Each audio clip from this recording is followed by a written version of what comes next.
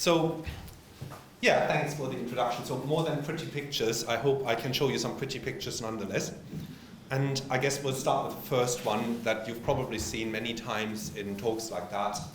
And this is just an illustration of why taking pictures of things can be really important from a scientific point of view. So this is post-mortem midbrain tissue from a normal control on the left and somebody who's had Parkinson's disease on the right during their lifetime. And you can see where the arrows are. So that stuff here, the substantia nigra, that's Latin for black substance, quite literal, isn't it? And you can see that that's missing. And this is how people worked out what Parkinson's actually is, because this is where these dopamine neurons sit. And and that is also how you then come up with therapies, because once that was the first thing, back in the day when we didn't have the chemistry, then somebody figured out what those cells do, and then somebody made levodopa, right? So taking pictures is important. So today, I want to talk especially about the mechanisms, so how we understand Parkinson's better, but there are many aspects to imaging and what they are good for.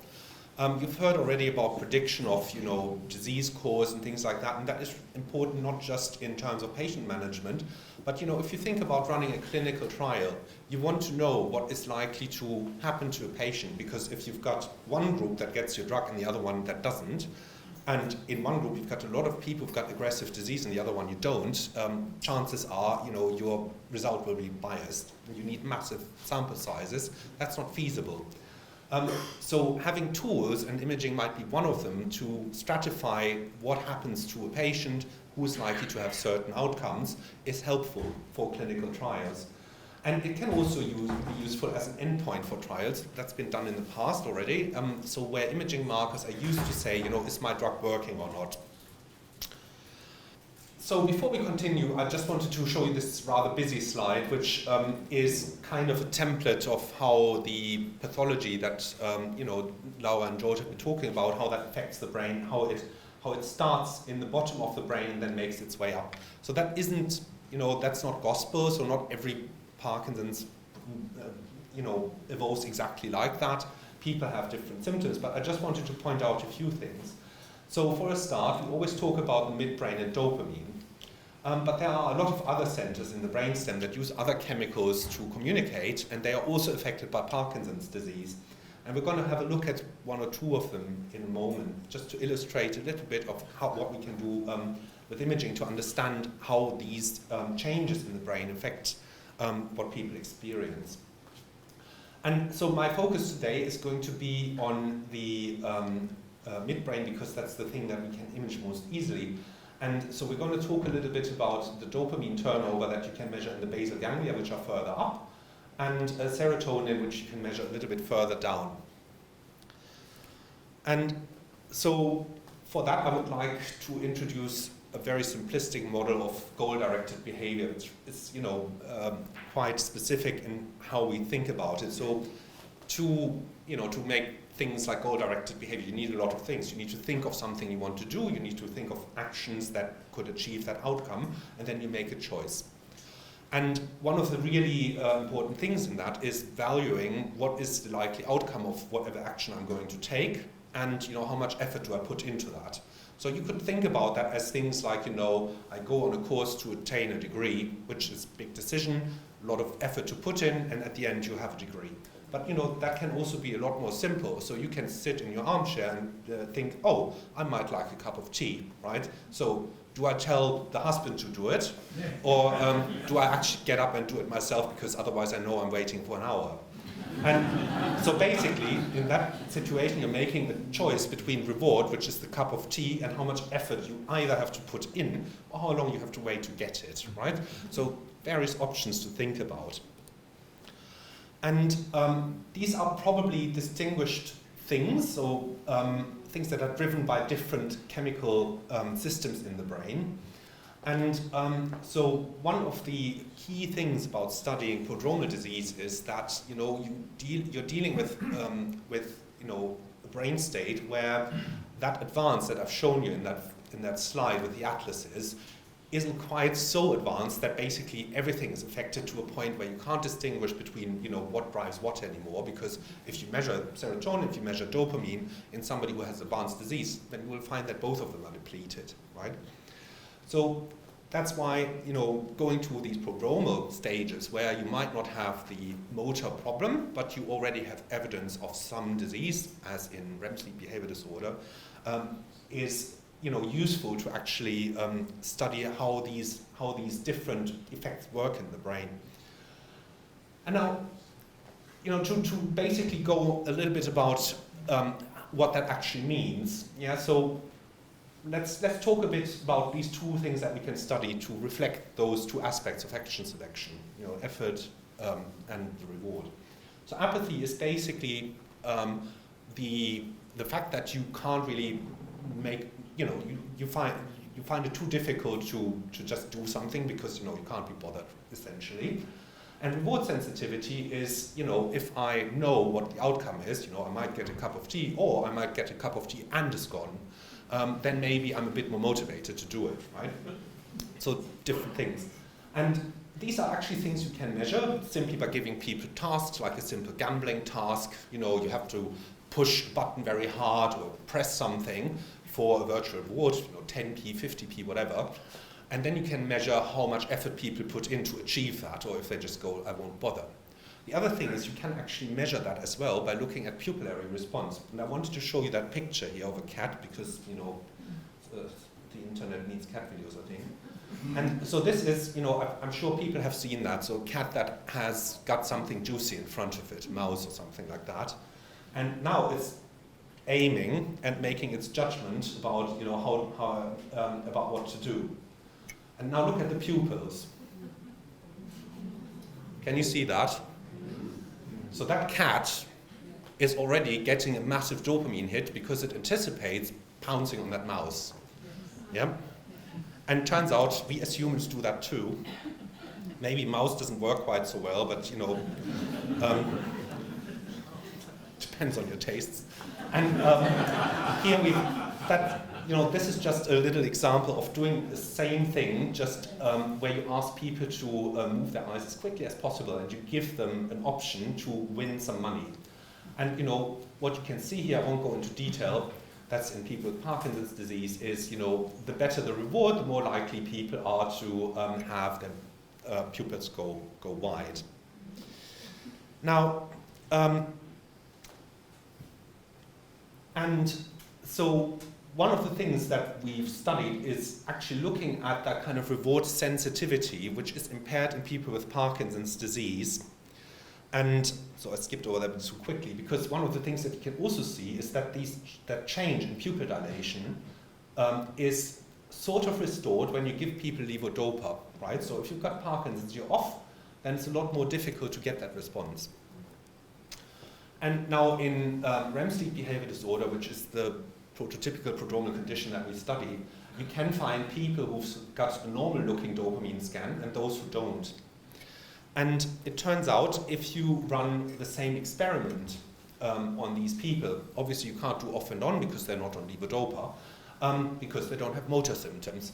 But you can actually show that patients who do have an abnormal DAT scan, so an abnormal concentration of dopamine in their brain, then also do not experience the same kind of change of pupil dilation with reward level. So, here you can see as the reward goes up in somebody with a normal DAT, their pupil dilation gets bigger, just as we've seen earlier. But if you have an abnormal DAT, there's not much of a response. So that basically affects how you judge how pleasurable something is going to be, and that will affect that calculation of effort to put in versus outcome. Now, that was reward insensitivity. And let's talk next about apathy, which means, I might have a good idea of what the reward is going to be, but I just can't be bothered to do it. And it turns out that you can abuse these DAT scans that I've shown you earlier, because, usually you only look at the basal ganglia.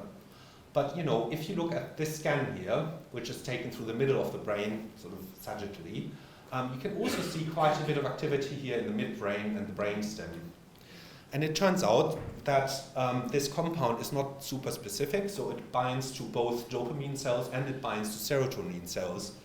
And the thing is, if you look at those two examples here, there are patients, these are both patients with REM sleep behavior disorder, And you can see that here there's already some dopaminergic problem, and that already looks quite similar here, those two. But what doesn't look similar is the brainstem.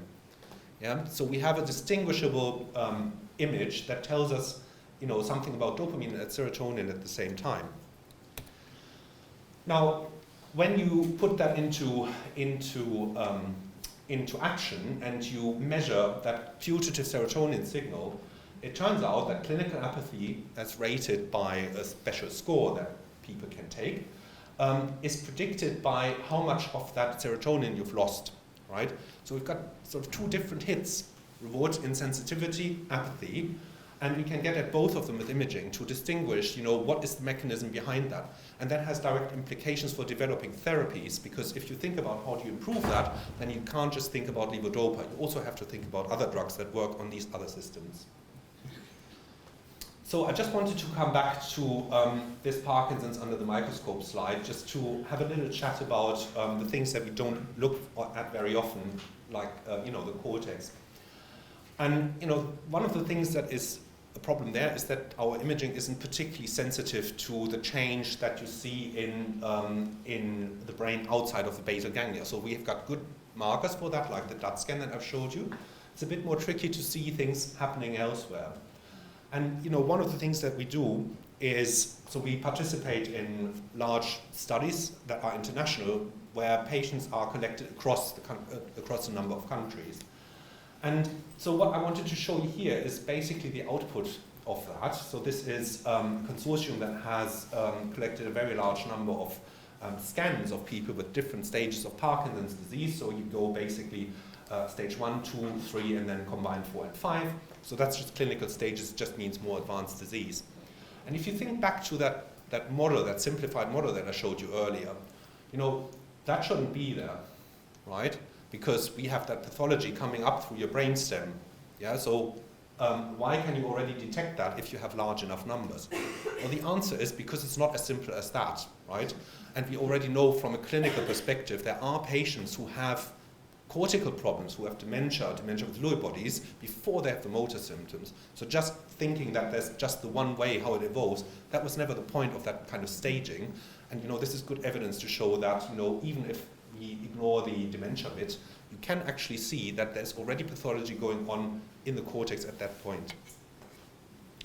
Then, last not least, I just wanted to show you a little bit of development work that we've done very recently, basically last month, and about detecting nigral change in the brain, right? So one of the tricky things is, this microscope slide is very pretty, but, typically people need to be dead for you to get one of those. And if you don't want that, then MRI is a good substitute. Now here's the midbrain on standard MRI. So that's, a slice taken sort of, just below the ears. And that's an enlargement. And the substantial nigra is somewhere here. You can see that, well, don't see very much. So we have DUT scan, but DUT scan uses radiation. It's very expensive, so a bit tricky.